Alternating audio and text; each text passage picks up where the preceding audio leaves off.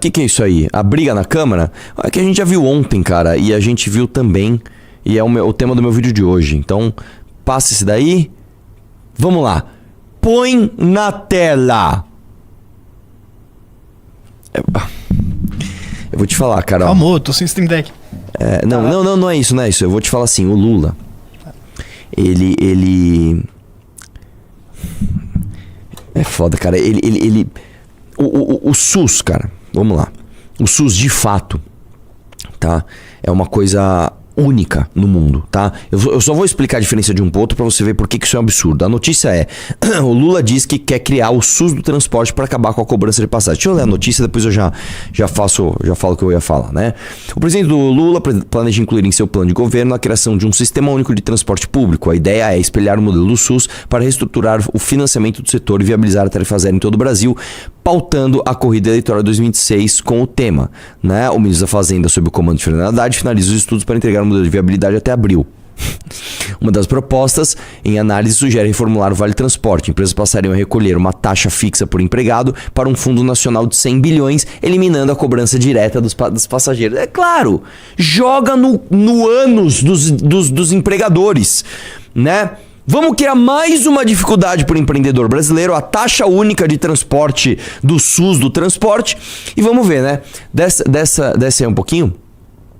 O projeto já ganha atração no Congresso com o presidente da Câmara, Hugo Mota, sinalizando a criação de uma subcomissão para debater fontes de custeio. Estima-se que zerar a tarifa de ônibus municipal custaria cerca de 65 bilhões anuais, valor que o governo busca cobrir com a nova contribuição patronal e subsídios federais. Vamos criar mais uma contribuição aí.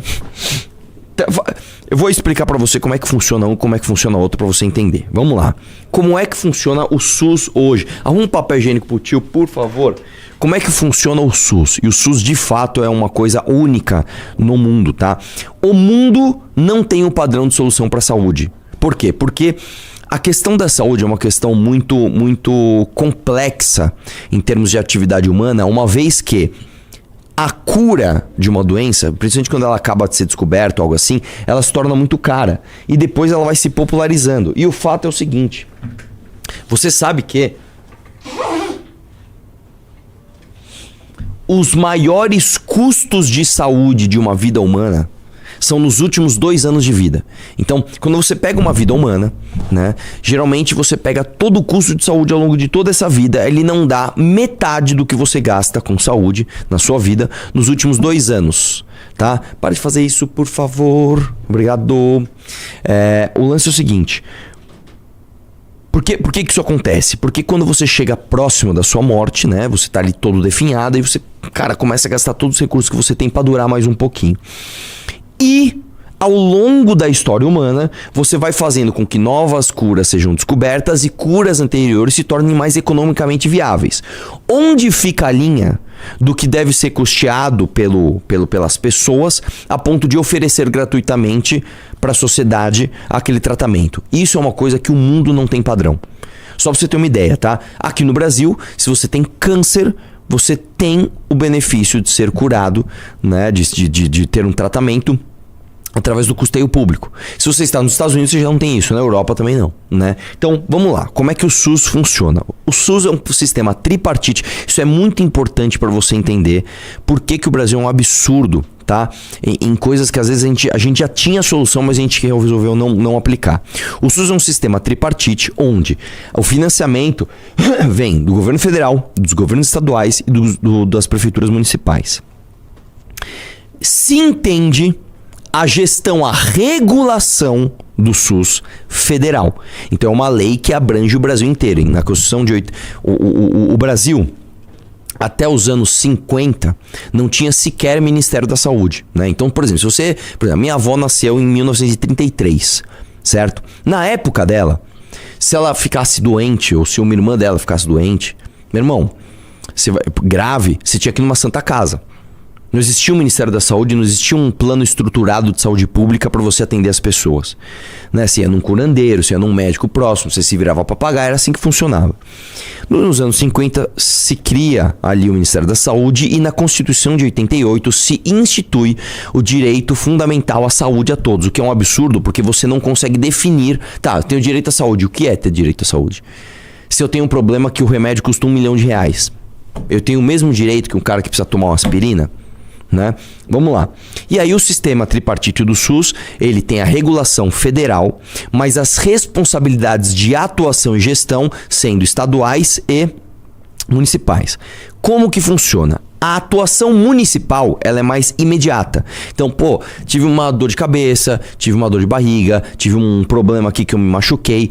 O atendimento pulverizado, o atendimento de rápido, ele é responsabilidade municipal, certo? E as especialidades ou altas complexidades, né, ou internações de longo prazo, etc., vão para estadual, uma vez que faz sentido você agregar demanda. Eu tô com um problema no coração. Você não precisa ficar fazendo hospital de coração em cada cidade. Você junta, por exemplo, os esforços no hospital de coração, onde os especialistas estarão lá, e aí a demanda do estado inteiro vai para aquele lugar. É assim que funciona, é muito bem organizado o SUS.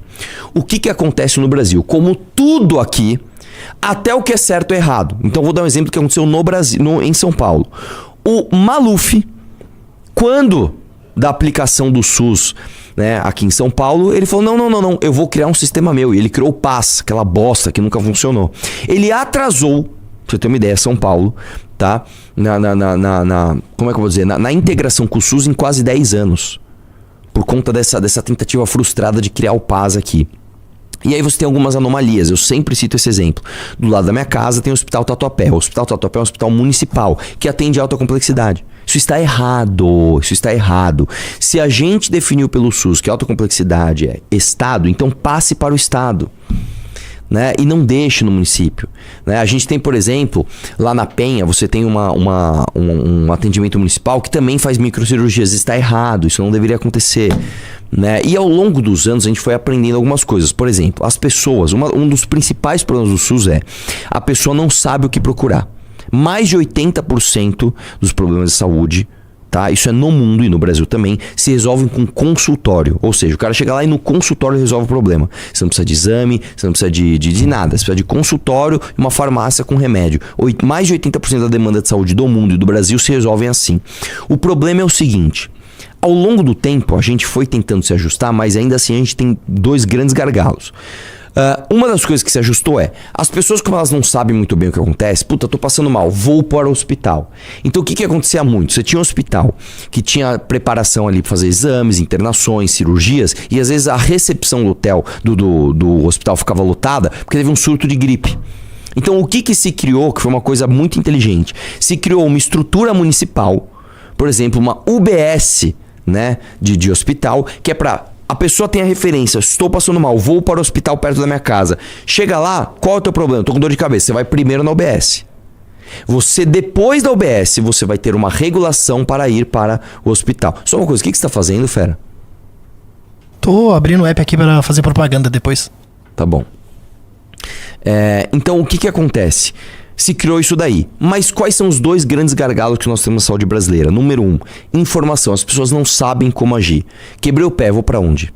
Tô com uma infecção no olho, vou pra onde? As pessoas não sabem. Então, a primeira coisa que precisa ser feita, que foi o que eu falei, inclusive, quando fui candidato a prefeito, você precisa fazer uma grande campanha de informação das pessoas. Usar, inclusive, os seus filhos para isso.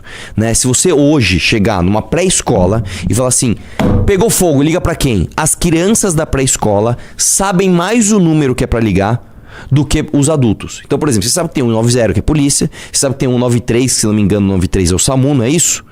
Vê se eu tô falando besteira. E o 192 é o bombeiro? Deixa eu ver se eu tô falando besteira aqui. Deixa eu ver o que Mano, eu não faço a mínima ideia. Pois é. Se você perguntar pra uma criança da segunda série, ela vai saber, porque ela aprende isso na escola. Ó, o SAMU é um 192 e o 193, deixa eu ver o que é. Internet aqui também, vou te falar, velho.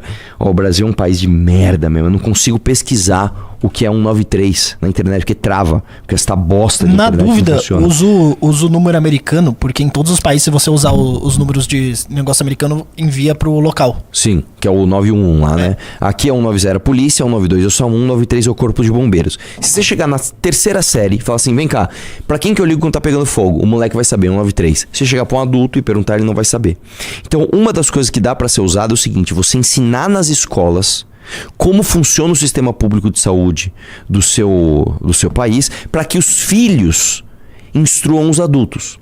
Outra coisa que dá pra fazer, você vai fortalecer o trabalho dos agentes de saúde, que são aqueles caras que estão em UBS estratégicas, que esses vão chegar na Dona Maria que tem pressão alta e ensinar que ela não pode comer sal. Chegar no seu João que tem diabetes e ensinar que ele não pode comer açúcar. E com isso você, né, resolve uma série de problemas. E o segundo problema que nós temos no Brasil é o rastreio do histórico daquele paciente. Aqui no Brasil nós não conseguimos ainda implementar o sistema de prontuário eletrônico, cara.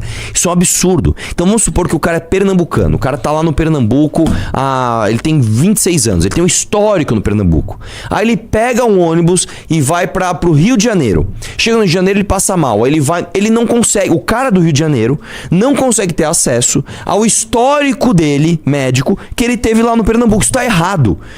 Isso tem que ser integrado. O cara passou mal no Amapá, ele é do Rio Grande do Sul, o cara entrou no CPF dele, tem que estar tudo lá, ó, esse cara do Rio Grande do Sul, esse cara tem pressão alta, esse cara tem problema de taquicardia, esse cara não sei o que, blá. Isso é uma coisa que tem que ser feita urgentemente e não é caro. É uma questão de inteligência. Isso tem que ser feito urgentemente. Então, beleza, é assim que funciona o SUS.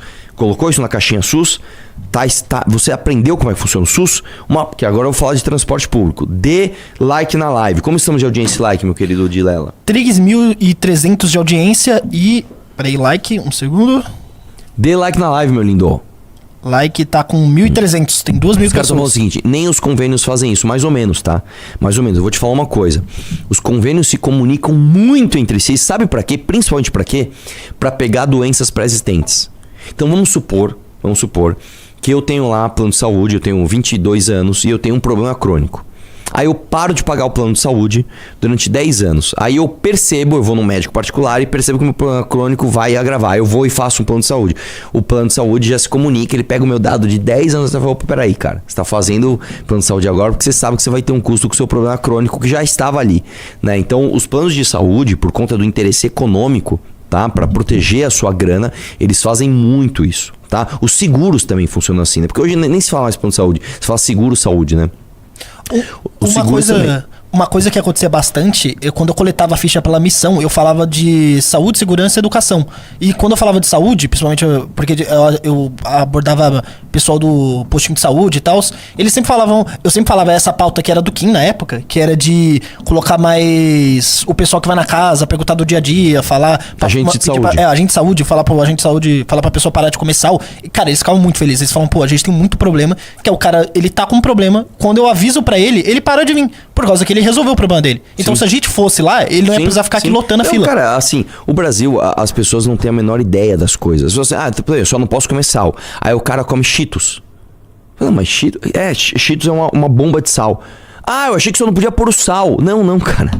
Né? Aí o cara vai, sei lá, no cinema. Ele pede a pipoca já vem salgada. Você não pode, cara. Você tem pressão alta. Entendeu? Então, as pessoas não sabem o básico. De verdade, as pessoas não sabem o básico, tá? Mas enfim, vamos lá, voltando. Por isso que tem essas coisas idiotas que são importantes. Do tipo assim, hoje tem selinho, né? Você vai comprar um produto alto em açúcar adicionado, alto em gordura hidrogenada. E tem que ter mesmo, porque as pessoas não sabem nada. Vamos lá. O lance é o seguinte, velho. Os caras estão falando sódio, não é sal. Vocês não viram aquele rios daquele imbecil falando que cloreto de sódio não é sal, né? Cloreto de sódio é sal, tá? Mas é o sal do Himalaia, é sal. Mas é sal fitness, é sal. É sal. NaCl, cloreto de sódio, é sal. Beleza? Voltando.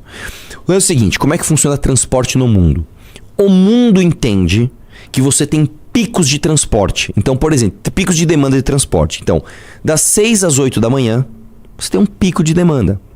Tá? Você tem um pouco mais de demanda também das 11h30 às 13h30. E se tem um outro pico de demanda, que é o maior de todos, que é o final da tarde. O final da tarde é o pior pico que tem de transporte. Então eu não posso deixar de atender as pessoas no pico de transporte, de demanda de transporte. Para isso, eu preciso de uma estrutura gigante. Preciso de muito ônibus, preciso de muito metrô, preciso de muito motorista, preciso de muito tudo para atender o pico. Certo? Só que é o seguinte, se eu quiser me transportar às 15 horas, que não é pico. 15 horas é um dos momentos mais tranquilos em termos de transporte público. 10h30 da manhã também. Eu não posso ficar num ponto de ônibus esperando 1 hora. Eu não posso esperar. 1 hora para... Então, eu vou dar um exemplo que acontecia comigo. Eu fazia faculdade em São Caetano do Sul e eu morava em São Paulo. Eu tinha que esperar o ônibus. O ônibus, quando eu pegava ele de manhã, às 6 horas da manhã, meu irmão, era um inferno. Era lotado o ônibus. Quando eu saía na hora do almoço da faculdade, que o meu primeiro ano eu fiz de dia, né? Quando eu saía na hora do almoço, o ônibus era mais ou menos. Quando eu saía, que às vezes eu tinha aula período integral, saía às 4 da tarde, às 3h40, saía um pouquinho antes, para pegar o ônibus mais vazio, o ônibus ia vazio. E aí eu mais uma pessoa. E o ônibus, ele fazia um trajeto de 1h25. Ele saía de São Caetano e ficava lá 1h25 até chegar no ponto lá da Praça Silvio Romero, que era onde eu descia.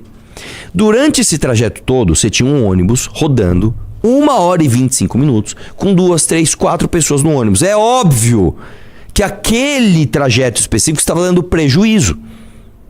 Então, se eu tenho um ônibus ou uma empresa de ônibus e eu vou fazer o transporte que eu preciso fazer às 15 horas, aquele transporte é um transporte que dá prejuízo. Por isso, no mundo inteiro, você precisa de subsídio para o transporte. Não tem jeito. Você precisa, em algum momento, pegar dinheiro do erário público, pegar os cofres públicos e subsidiar o transporte, porque você precisa oferecer o transporte, principalmente na maior parte do dia, onde ele causa prejuízo. Ele é subutilizado. Os ônibus, eles rodam mais com menos capacidade do que com sua capacidade total. Você pega um ônibus, quantas pessoas será que cabem num ônibus? Umas 50? Imagina eu, num ônibus comum, um ônibus grande, vamos por 50 Acho pessoas. Que chegam 100, pô. Não, mas aí você tá falando dos ônibus gigantes. Falando de um ônibus normal, de uma cidade, sei lá, de 100 mil habitantes. Um ônibus dessa cidade deve caber umas 50 pessoas. A esmagadora maioria do tempo, esse ônibus está rodando com menos da metade das pessoas. Está rodando com 4, 5, 10, 15 pessoas. E aí no horário de pico ele lota de 50 pessoas. Ou seja, a maior parte do tempo ele tem que ser subsidiado. Isso é uma coisa. Então não dá pra ele ser liberbobo e falar, não. Põe o preço, senão o preço da passagem ia custar, sei lá, R$40. Tá? Esse é o primeiro ponto. Agora, para você oferecer transporte público 100% gratuito, o que é um absurdo, porque aí todo mundo que não usa vai pagar tudo para quem usa, tá? Você tem um custo absurdo e eu duvido que você subsidiar 100% do transporte público no Brasil inteiro custaria 63 bilhões. Eu duvido. Com certeza é muito mais do que isso. Então, quando o Lula vem, tá? Isso tudo aqui é para explicar para você que a principal proposta do governo Lula agora para esse ano é uma mentira. É uma falácia. Quando você vem e fala, não, nós vamos fazer o SUS do transporte, todo mundo vai andar de graça. Isso é mentira. Isto é mentira. Tá? E eu não sei se você sabe, mas o governo não só quer criar uma nova contribuição, ou seja, um novo imposto para as empresas, que no final das contas você vai pagar, tá? Porque se eu sou um cara que eu preciso de transporte público, eu não vou ter desconto porque agora eu vou andar de graça. Não, o transporte público já é pago, muitas vezes, pelo vale transporte que o patrão te paga. Você agora vai pagar mais imposto nos produtos que você vai comprar, porque essas empresas têm que pagar mais produto, para você achar, para você se iludir que você está pegando ônibus de graça. Entendeu, gênio? Entendeu isso ou não, gênio? Você entendeu isso ou não? Né? E aí, não só isso, eles também querem criar um novo imposto sobre trânsito. Não, vamos criar impostos sobre trânsito, vamos criar pedágios urbanos. E eu vou explicar para você. Quando você pega um país desenvolvido, isso até faz sentido. Tem um país desenvolvido, onde as pessoas vão a pé para o trabalho, elas usam bicicleta, elas usam um transporte público de excelente qualidade. Então eu vou desincentivar o uso do carro, cobrando imposto sobre, sei lá, você vai passar aqui no centro da cidade, você tem que pagar um pedágio urbano. Até se você tá na Dinamarca, irmão, beleza, isso faz sentido. Pô, eu tô aqui na Suécia, beleza, tô na Suíça, beleza. No Brasil não. Porque no Brasil, primeiro, o transporte público é uma merda. Tá? Se você mora, por exemplo, você mora aqui no Morumbi, você precisa ir pra Zona Leste, você precisa ir pro Tatuapé, você tá fudido, velho. Então esse é o primeiro ponto. E o segundo ponto é, ninguém no mundo paga 100% de imposto num carro como a gente faz aqui no Brasil.